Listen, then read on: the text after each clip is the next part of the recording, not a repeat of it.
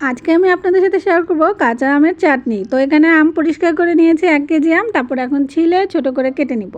ছোট করে কেটে নেওয়ার পরে এই যে আমি হাঁড়ির মধ্যে নিয়ে নিয়েছি। এখন এখানে দিয়ে দিব স্বাদ মতো চিনি, তারপরে দিয়ে দেবো একটু লবণ।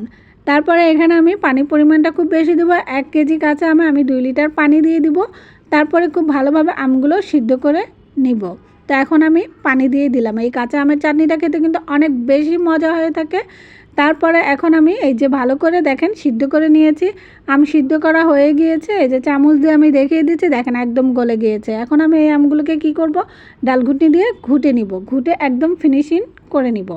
তারপরে এখন দেখেন এই যে আমগুলো খুব ভালোভাবে আমি ঘুটে নিয়েছি, ঘুটে নেওয়া হয়ে গিয়েছে। তারপরে এখানে পছন্দ মতো মশলা আমি দিয়ে নিব। তো এই যে পছন্দ মতো মশলা আমি দিয়ে নিলাম, আপনারা আপনাদের পছন্দ মতো মশলা দিয়ে নেবেন। তো এখন নেড়েচেড়ে খুব ভালো করে মশলাগুলোকে মিশিয়ে নিব আমের সাথে। তো তারপরে আরেকটু জাল দিয়ে নিব। তো এখন দেখেন হয়ে গিয়েছে কাঁচা আমের চাটনি। ঠান্ডা হয়ে গেলে এটা আরও বেশি জমাট হয়ে যাবে। তারপর আমি একটি বাটিতে নিয়ে আপনাদেরকে দেখিয়ে দিচ্ছি। তো এই যে আমি বক্সে ভরে নিলাম, এখনও গরম আছে, হালকা হালকা গরম আছে। তো আমি একটু টেস্ট করে আপনাদেরকে বলে দিচ্ছি কেমন হয়েছে। তো এই দেখেন কাঁচা আমের চাটনিটা কতটা ঘন হয়ে গিয়েছে।